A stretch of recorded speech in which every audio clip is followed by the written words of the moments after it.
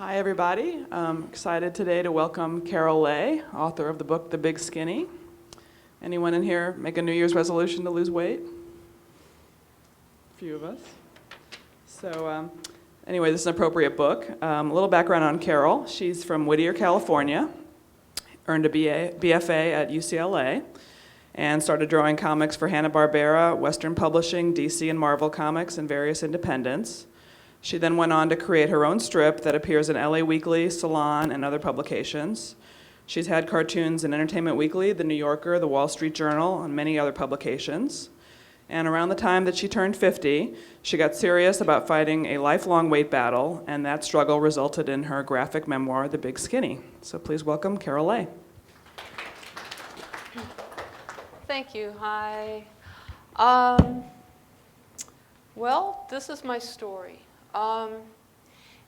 When I lost the weight, I'd been struggling yo-yo diets my whole life. I got up to 206 pounds when I was 19, and I was very unhappy. Through my adult life, I was usually anywhere between 140 and 160, but usually around 160, which is okay. But around the time I turned 50, I saw a picture of myself, and I just suddenly saw myself as I was. My mirror at home is trained to show me only what I want to see. But this photo just like, bing, I don't want to do it this way anymore. So I drew, what was that? I drew on my experience, what had worked in the past, and just compiled everything into a method that I knew would work and that I would be able to stick with for the rest of my life, because I know this is just a lifelong challenge for me because I'm a compulsive overeater. I love food.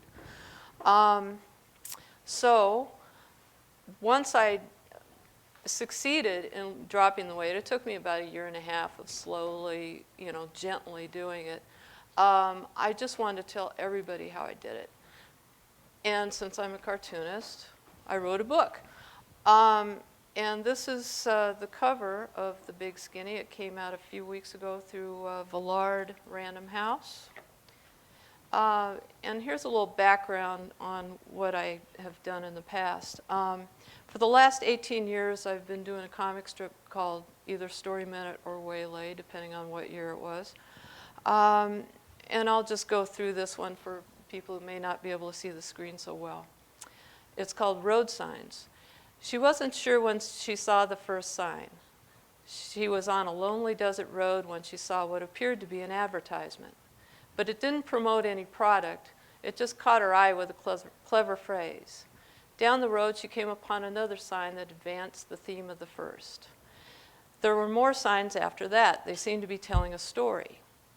The story echoed her aloneness and appealed to her sense of adventure. So she got so involved that she missed her turnoff. But her appointment could wait. She had to see how the story turned out. The signs led her further and further away from her former destination.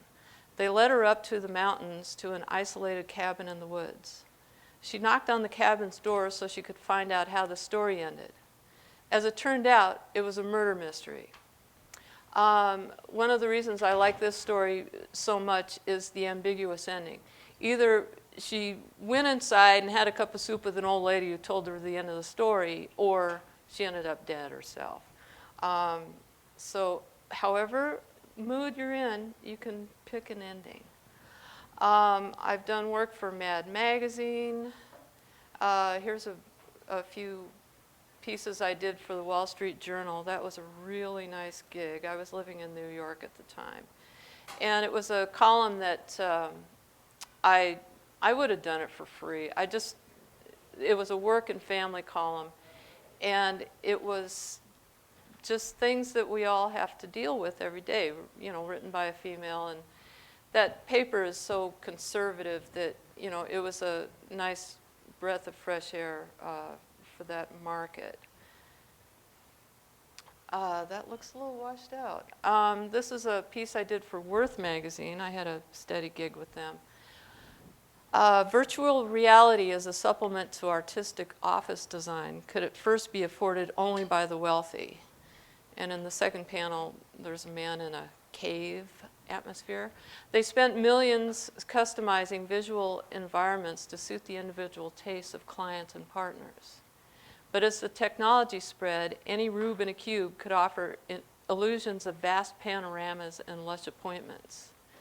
In the last panel, fashion dictated a return to actual reality, but unfortunately, the standard had been set.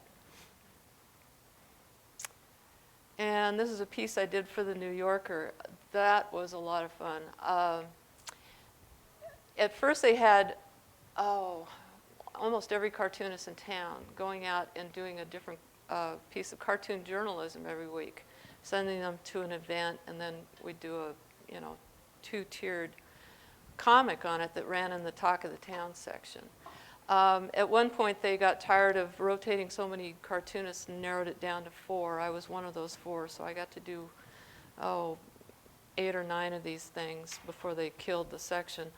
And this is Anka Radakovich, notorious Generation X sexologist, wants to know, what's the least romantic thing anyone ever said to you in bed? Hilary Bass, publicist for Anka's new book, The Wild Girls Club, says, I was told you remind me of my mother. That'll kill a mood. Michael Thomas of The Observer said, someone said to me, are you as cheap and pushy as the rest of your relatives? David LaChapelle, Another Life at the Party, she said, that'll be $40 plus cab fare. He's a pretty famous photographer. When Judy Lovrinet, whatever, was in college, she dated a guy who sold T-shirts. One time I was getting up to leave, so he gave me a T-shirt to go home in, and then he said, aren't you going to pay for that? Sharon Haver's rudest encounter never progressed past a cocktail. He said, I've already had 2 paternity suits filed against me, and neither of them stuck. He was very famous. Douglas Cooper, novelist, said, the least romantic thing anyone ever said to me in bed was, I love you. He thought about that one for about a half an hour before he came to me with it. So, but he's a novelist. Next slide. There it is.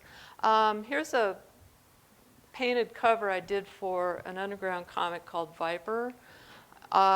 It's just an obsessive display of acrylic paint of end-of-the-world biblical themes, apocalyptic, with a nice little gravestone image behind the doobie smoking Jesus there.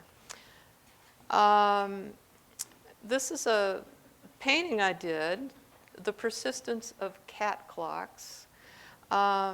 It's actually smaller than the Dali. I finally saw the Dali in person at MoMA in New York, and it was, wow, mine's smaller. But, he came up with it first. Entertainment Weekly. And all the while that I was doing illustrations for magazines and papers, I was working on my own comics. And this is one of my favorite characters, Irene Vandekamp. She was, it's sort of a Tarzan story. She was, her parents were killed on safari when she was in Africa, and she was adopted by the Bongodians who like to do face shaping on their women.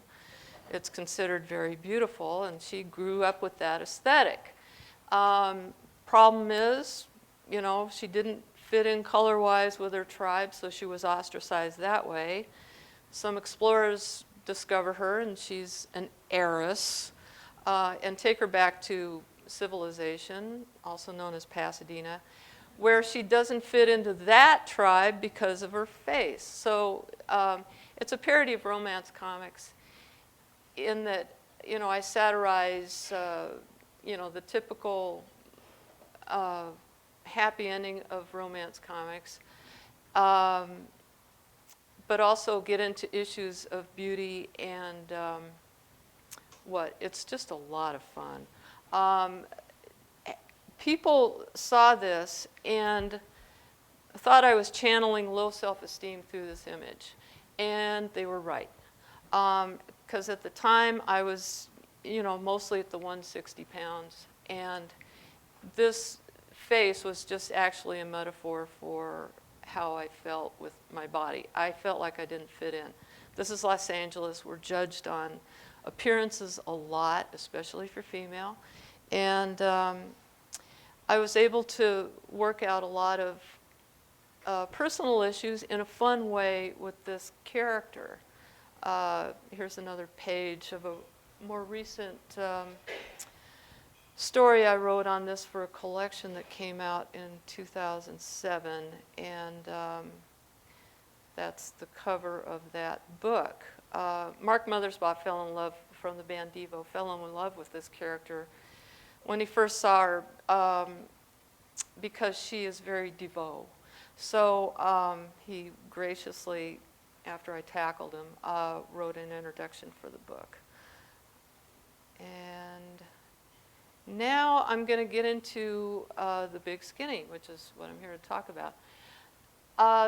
This is the first chapter I roughed up, and this is how I do my roughs. Very loose. I usually have a script written somewhere else, but I need to figure out in thumbnail form how the page is going to lay out. I love comics. It's just the best hybrid of words and pictures besides movies, but this is affordable for me to do. I can do it at home without a crew. But I love the puzzle of the whole thing, because not only does every panel have to work and the balloons have to fit inside the panel, but the panel has to fit on the page with a nice composition. The page has to fit within the whole chapter or story, and it has to end on the last panel of the last page.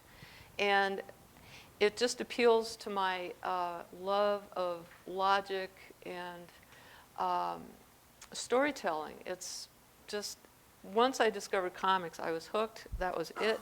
I knew what I wanted to do when I grew up. So I was at a party, and the hostess comes up to me and says, "Carol, you look amazing. How did you lose all that weight?" And I said, "Calorie and exercise every day." And she looked at me, and then she looked at me some more, and some more. "Oh, well, it's nice to see you," and she zipped off. I went home and I roughed up that page, which I can't find now, and knew that it was going to find its way into something. It took me a while, though, to get around to doing this book, because I had to make a living. I was working at doing storyboards at an animation studio for a while, and also doing the weekly strip. I was juggling a few balls. Here's how that page turned out. It's the very first page in the book. I'm going to go through process a bit. Usually I get the idea for a chapter and I write it out on the computer. So here's my, rough script.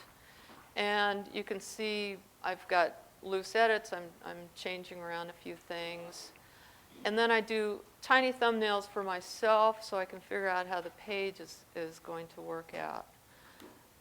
Next, I did a rough on a piece of typing paper so that, with everything very clearly spelled out, so that my editor could take a look at it and make approval or edits as necessary. Then, since the roughs were so tight, I usually just enlarged them and traced them off onto a piece of drawing paper and lettered and inked it, and that's what it looks like in the next phase. And then add color all on the computer, and thank goodness for that. The very first comics page I colored was before computers, and I had to do the whole thing by cutting layers of ruby lith and using dot patterns to get, 30% yellow with 40% red and 5% blue to get the color I wanted. And it was like this incredible puzzle, which again was fun, but a pain in the ass, and I'm glad I don't have to do it that way anymore. I love Photoshop. So here's this page again. I'm going to go through it, even though I've forgotten already told you this page. I hadn't seen the hostess of that dinner party for several months. Carol, you look amazing. I count calories and exercise every day. Nobody wants to hear this.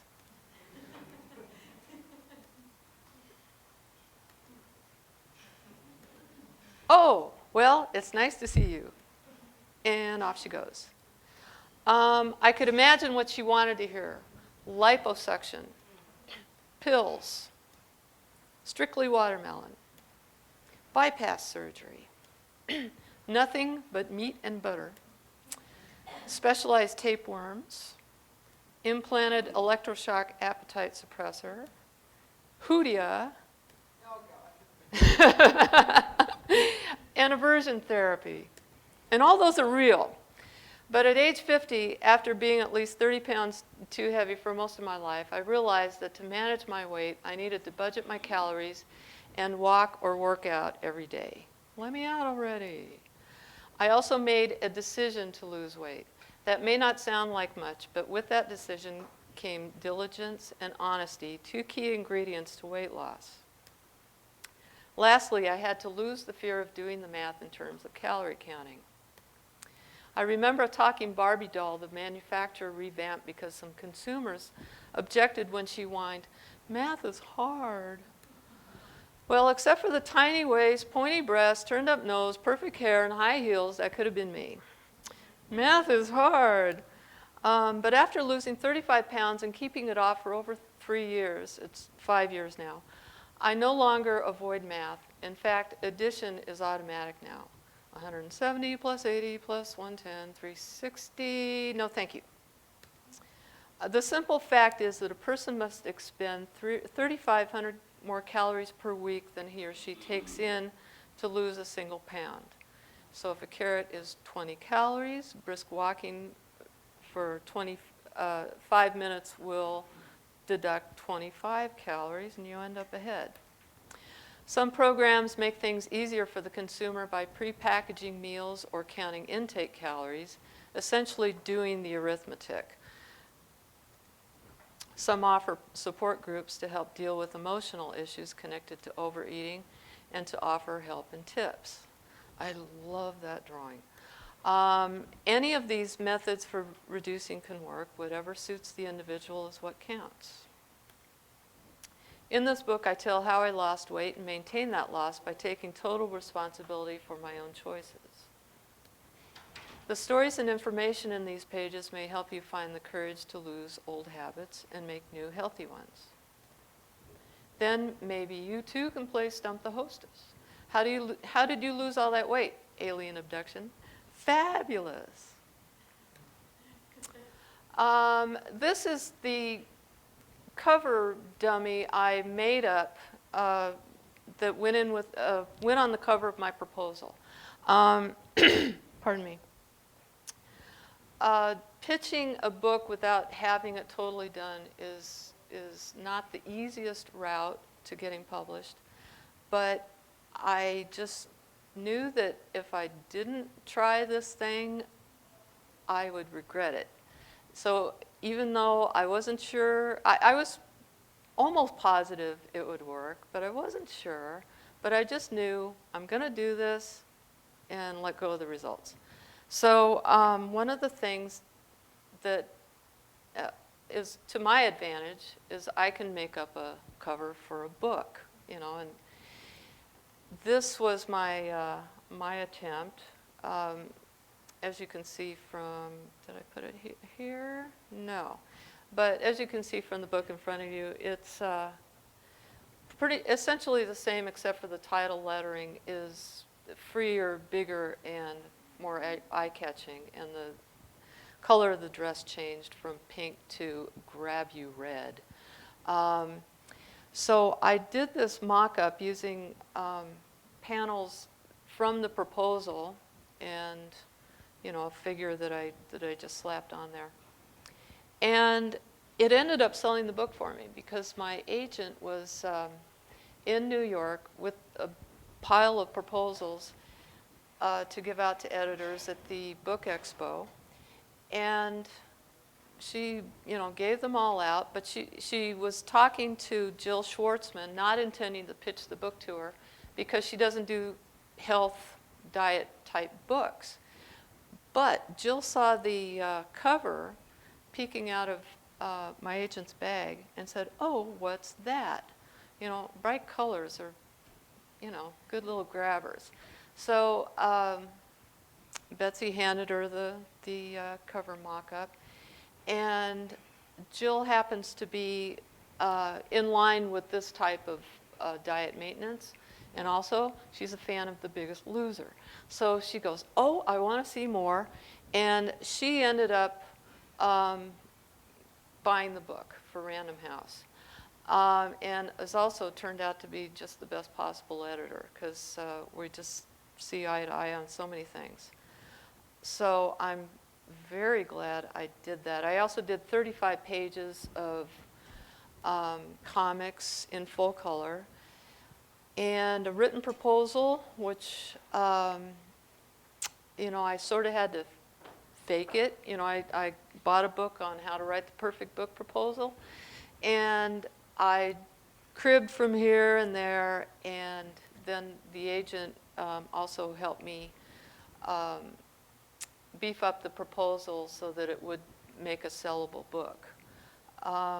There's a lot of work just in making a decent proposal to pitch to editors, but I'm glad I did it. Okay, here's a sample page. Because as well as the mechanics of, counting calories or getting out to exercise, there's emotional issues to deal with.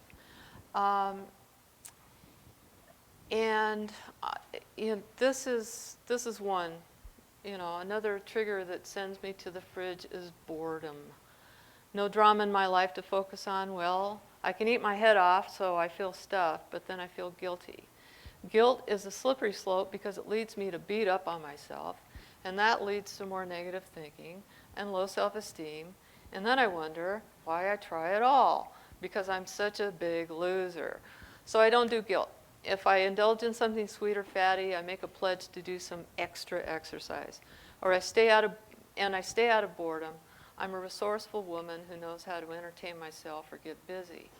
Idle hands are the devil's workshop, my mom used to say.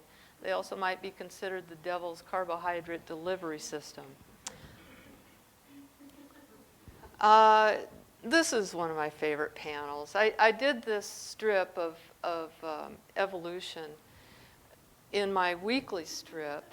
A couple of months later, the same gag shows up on Colbert. No, The Daily Show, but who knows.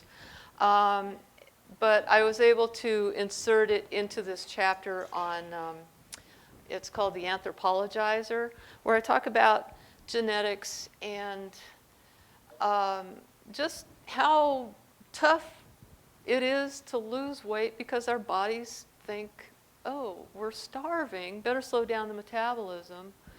And there are some studies that I put out here in comic form just to remind us that it is hard, but it's not impossible.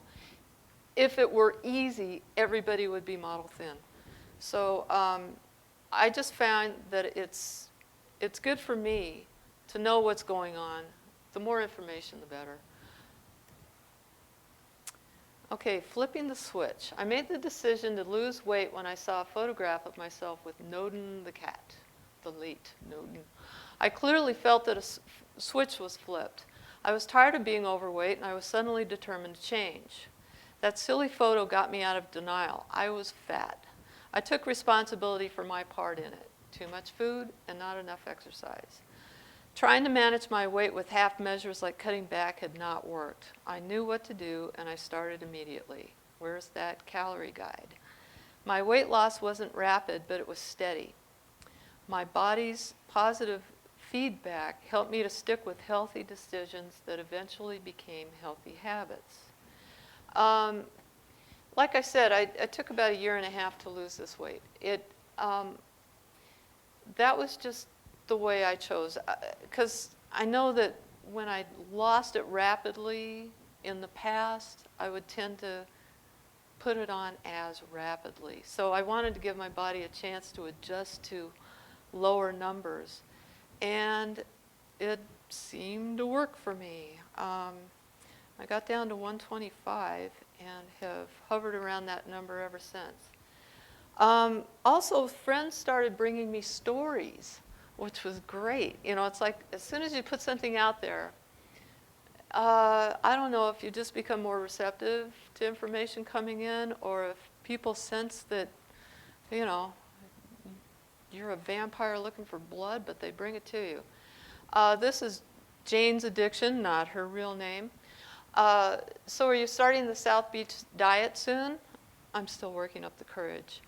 I have to tell you something, though. It's really embarrassing. Shoot. Every night after Sam falls asleep, I eat crackers. How many? You know those tasty crackers in the green box? There are 3 packs in a box, and I eat a whole pack. Oh, man. It all started when a friend of mine reminded me how we used crackers and milk as comfort foods back when we were in the punk scene and addicted to drugs. A few months ago, when I was going through something stressful, that information popped back into my head. Crackers and milk would calm me down. So I took some milk and a pack of crackers with me to bed. I had to wait until Sam was asleep. I didn't want him to know what I was doing. But I ate the stuff and it calmed me down. I've been doing this for months now. I love this story because it shows how typically we will swap one addiction for another. You know, her cigarette smoking, her drug use, it was channeled into food, and it's a very common story. In the process of telling me this story, you know, she was able to let go of that habit. You know, I've heard a phrase that we're only as sick as our secrets, and by sharing things with others, it's easier to take the power out of it, you know, reduce the fear to a manageable size and just go, oh man, that's just baloney. So let's move on. And let's move on. Okay. Ghosts in the Graveyard. This is my favorite chapter in the book, the most memoirish chapter. I wanted to look at what made me a compulsive overeater. And it turned out to have to do with my grandfather's alcoholism.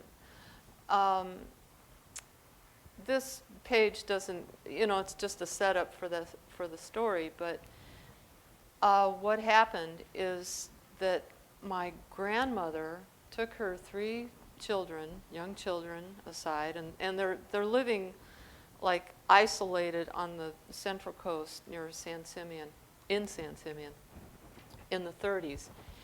And she said, when your father comes home, we're going to play a little game. Don't be scared. I just want him to stop drinking. So when he came home, she grabbed a butcher knife and chased him around the farmhouse, threatening to kill him and the kids and herself if he didn't stop drinking. Now, I don't know if that worked or not, but I never knew my grandfather. But what it seemed to have done was teach my mother indirect means to solve problems, you know, things that she wanted to change. And how that worked on me was that when I was overeating as a teenager, you know, I had terrible acne, I got pretty fat. Instead of looking at my diet or any psychological factors that were involved, you know, why did I feel like so small that I wanted to just bulk up and become more invisible. She sent me to a dermatologist who gave me drugs and zapped my zits instead of looking at my diet. And then for the weight problem, she sent me to a doctor who put me on amphetamines. So I got hooked on speed for a few years there, which I don't recommend. I dropped 50 pounds like really fast. That was when I was the 206. But I was cranky and paranoid, and who knows what it did to my liver and kidneys. I eventually weaned myself off speed because I just didn't like being addicted to a drug like that. But that story is in this chapter. It's there's also my biggest secret is in this chapter. And I mean, I had sworn I wasn't going to tell anybody this fact about myself as long as I lived. But when I was discussing this chapter with my editor, I just blurted it out. And I think I kind of shocked her. But as soon as I told her, I knew I could put it in the book. And once I put it in the book, it just had no power over me anymore. Plus, it's like, I'm not that person anymore. That's my past. And by telling this story, maybe somebody is going to relate to it and see that it's really not that big of a deal. You know, we tend to give things more power than they deserve because our brains are just a little sneaky sometimes. When I went to Burning Man a couple of years ago, I took my niece with me. I'll read this page first. We pretty much eat what's in front of us without paying attention to calories. For, as my niece Becca puts it, calories don't count if I don't count them. When we finally arrive at Black Rock City, a desert outside Reno where Burning Man erupts for a week each year, our diets careen even more out of control. Cold veggie burger patties, not bad actually, guacamole and chips, playa cakes, also known as pancakes with syrup, some crazy melon we picked up at the farmer's market, corn chowder and tortilla soup loaded with sodium, lentil stew and hippie food, quesadillas, potato chips, nuts and raisins with M&Ms, chocolate, cookies, s'mores. Through the week, we just got, away from vegetables and fruits and good things and into crap because that's all that could survive that desert heat when you don't go out for ice often enough. I just had such a great time there, and I'm glad I was able to see that shopping cart because it worked in this book so well. And the cupcakes. Let's see. And this is about exercises you can do at home because, some people can't afford time or money to go to a gym, but there's plenty you can do at home. For those who don't mind keeping a few basic exercise toys in the, for those who don't mind keeping a few exercise toys in the home, basics include dumbbells, stretchy things, also known as therapy bands, and balance balls, which are great for doing crunches, rollouts, and other cool moves. Hula hoops are a hoot and a half. And here's another way to do presses. I've got cats in the pails, which I don't actually do, but I'm a cartoonist and I draw things. Okay, and when I take a break or watch TV, I can do clenches to tone my butt, which I do, and nobody would ever know. I've also got calorie charts in this book. I didn't go all out with, how much sodium or fat, carbohydrate, fiber, whatever. I just find that when I am paying attention to my calorie intake, my tendency is to eat healthy food because that's what fills me up longer and makes me feel better. And it took me a while to arrive at that, but it's information I put in the book, and hopefully people will learn from that. The problem I have with most calorie guides out there is they are either ultra anal, or they measure things in grams, or a sixth of a cup, or something that I don't know how to measure, and I end up having to look at 3 or 4 sources in order to find something that's just simple and quick. So what I did here is the simple and quick. And that's 1 page. I think there's about 16 pages of charts. I do not detail things like packaged food, because they already have nutrition information listed on them, and I don't use that much packaged food anyway. Most of it is so highly processed it's not nutritive or loaded with sodium and preservatives, and I just don't want to do that to my system anymore. I've got a few sample menu plans just to show how a typical day might pan out. And these are not marching orders. These are just suggestions. And everything here is flexible. I don't eat the same thing every day, and I don't have to plan my meals anymore because I've been doing this so long, it's a habit. But for anybody who's starting, it's good to have a little guidance sometimes, and see that it doesn't look all that daunting. The first time a trainer said to me, "You got to use 1,350 calories for today," I was in resistance. I cried that day because I thought I'm not going to be able to be happy ever again, which was ridiculous. I made it through the day. I wasn't hungry when I went to sleep, and I knew I could do it. So sometimes it's just like, suck it up, try it. You'll find out it's not as onerous as it looks, and might, actually work for people. I got a great email from somebody who found this book in a library. She said she'd never been in the graphic novel section of her library before. Found the book, read it in 2 sittings. She wants to buy a copy for herself and 3 friends because the way I presented the information just made it click for her. That is the best compliment I can get. Plus the fact that she said she was twice what I weighed at my heaviest. And, she set herself a calorie goal, said she had already done some push-ups against the desk that day, and was looking into one of the recipes for dinner. I've been doing comics for 30 years, and no letter has ever moved me that much. Just putting stuff out there to entertain people, telling a story, or telling a story, or making people laugh or cry. Sometimes I'm mean. It's that can be gratifying, but from the tone of her letter, it sounds like I may have affected her life in a positive way that will affect her health and well-being, and that means a lot to me.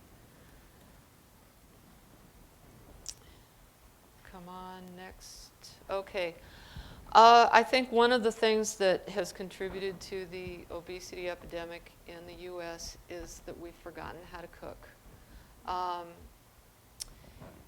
I didn't know how.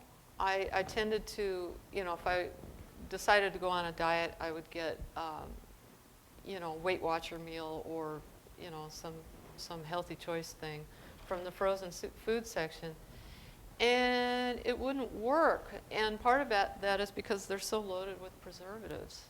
The sodium will puff you up with water, and plus there's no, the nutrients have just been sucked out of them. So this isn't, what people want to hear is that, maybe you should stop going out to restaurants where you don't know what's in it, or stop buying prepackaged food that isn't going to benefit your body at all. But this is what works for me. I eat a lot of vegetables, fruits. legumes.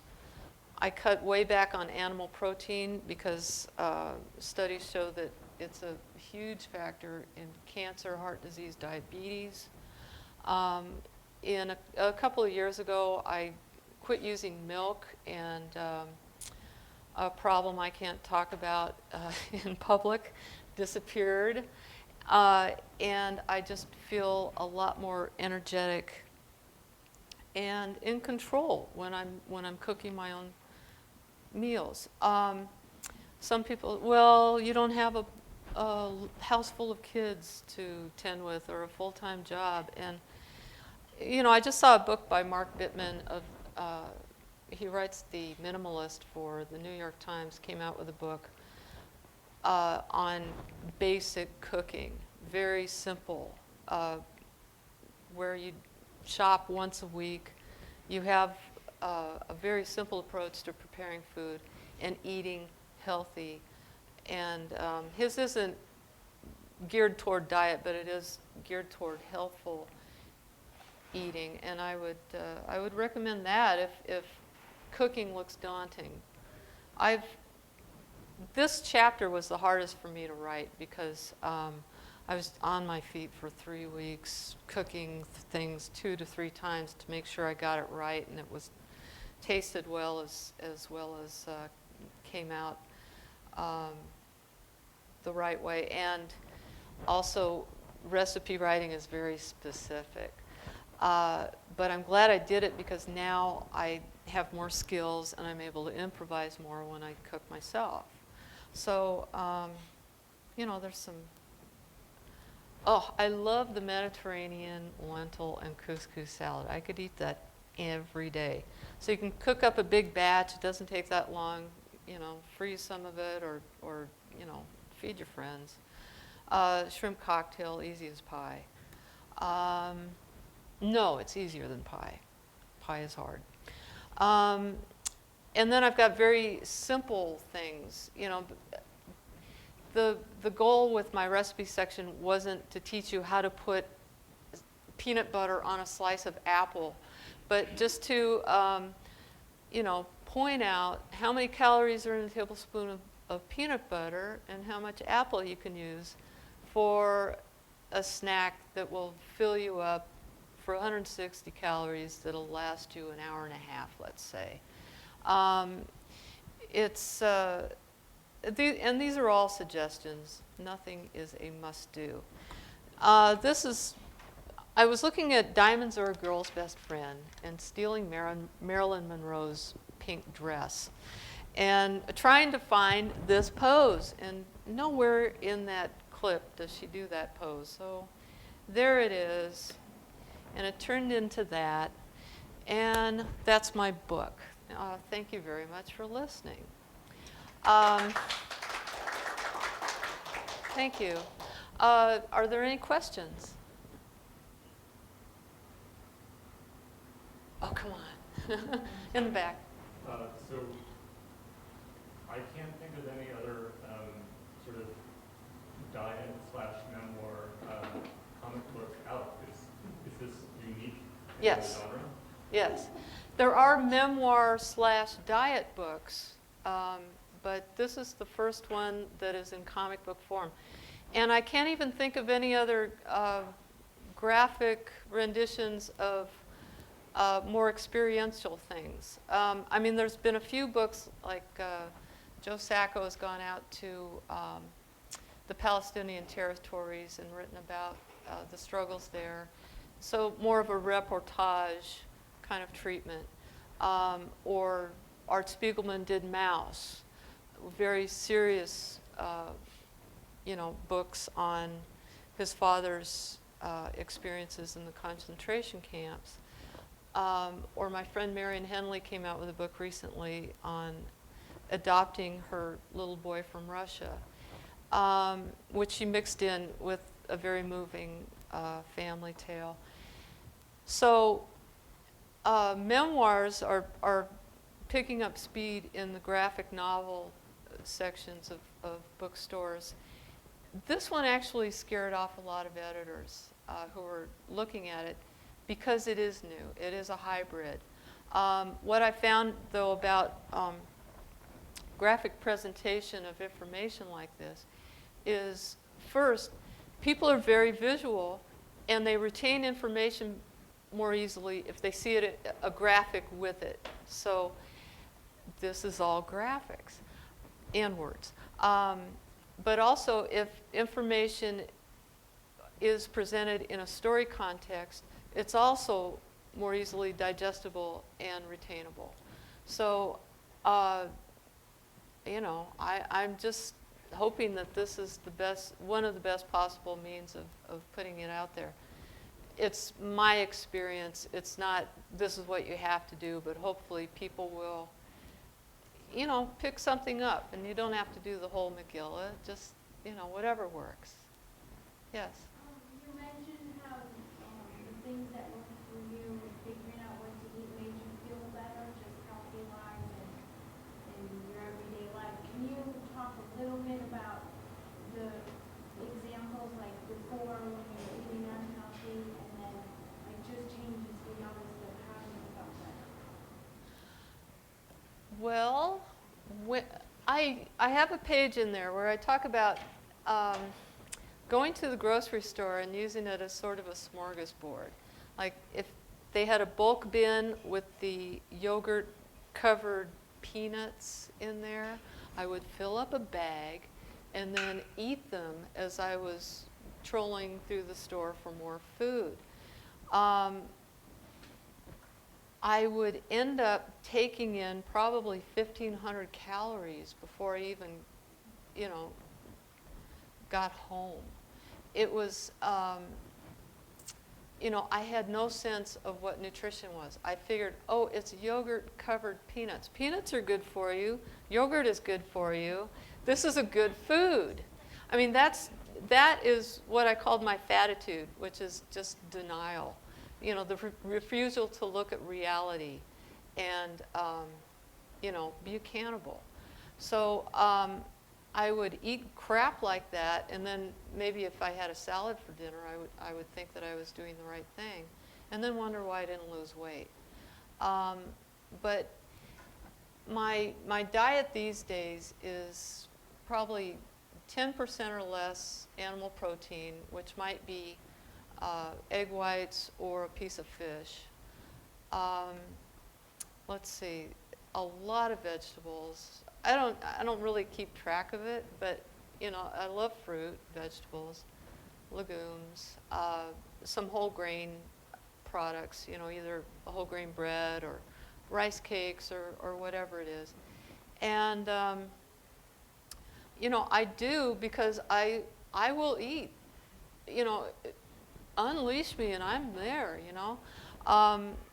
So I do have to just keep a very loose tab of how much I'm taking in so that I can just kind of stay on budget, so that maybe by 7 o'clock I've taken in approximately 700 calories, and that way I know I'm home free for the rest of the day. Because I will eat out of nervousness, boredom, anger, you name it, I'll use it as an excuse, but now I don't, just because I'm in awareness about what I'm doing. And you know, that's the other thing in this book, is checking in with our emotional states. You know, what made us this way? What's going on, you know, up here that is affecting, you know, what I shove in my mouth. So yeah, I used to eat a lot of junk. I was raised on junk in the 50s. My mother didn't know about nutrition.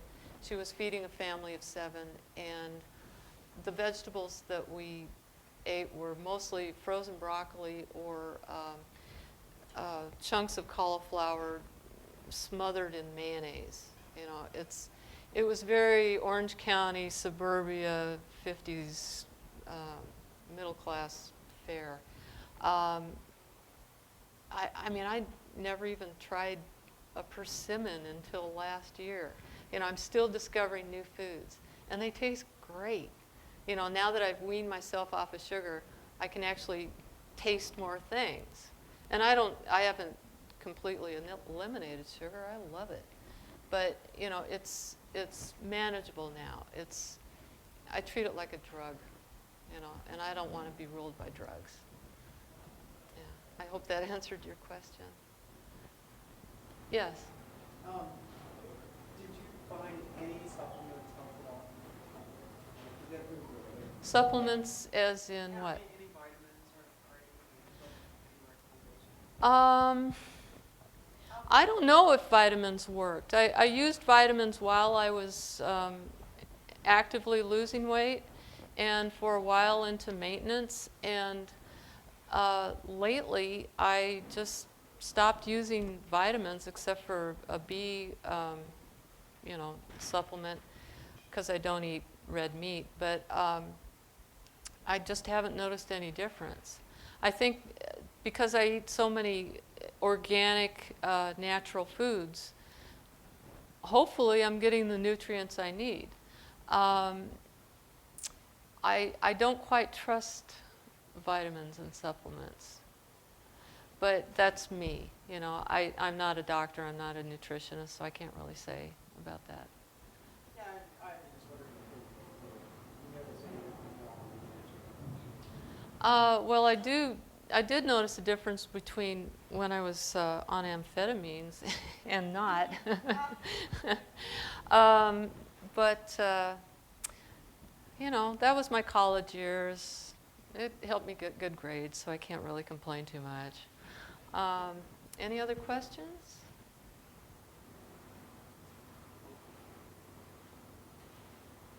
Oh, you in the back. I bet you have one. I was thinking about the fact that you're publishing a book. Now that you see some of the things on the internet, the information is available on the internet, especially with things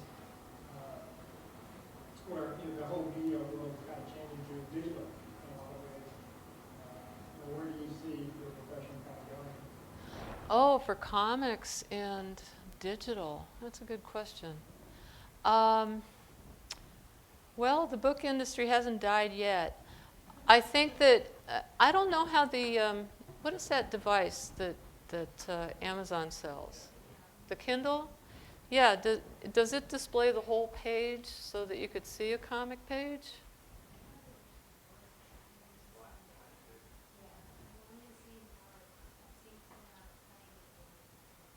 So, oh, I thought they just digitized a page and display each page. But if they did that, then comics would still survive on the internet. Yeah.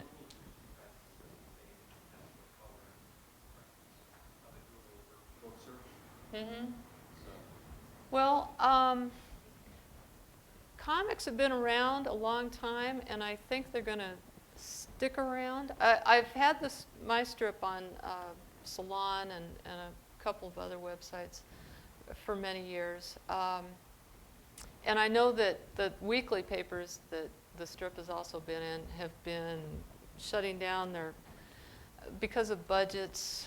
They either go out of business or they quit running comics because they have to pay for them instead of getting revenue like an ad would. So there are less markets for comics out there in print form. But the small comics publishers like Fantagraphics, Last Gasp, Drawn and Quarterly, they're still putting out books and selling them. So hopefully, they'll still be around for a while, Killing Trees. Let's see, anything else? Yes. Internet equivalent is the flash animations, the cartoon animations. If you've seen any of those, because they're like comics, but they take advantage of the ability to animate things. So, Yeah. Yeah, I like those. Even three of my strips are animated on my website, carollay.com. There's a few there that were done as a pitch. The studio was trying to pitch me to be on Blackberries and stuff like that. That didn't work out. Maybe, I don't know if it was ahead of its time or what, but you can see them there. And I do like, very limited animation. It doesn't bug me at all because it is like, reading a comic where you're just getting the one frame. But yes, thank you. Any other questions? Okay. Well, thank you very much.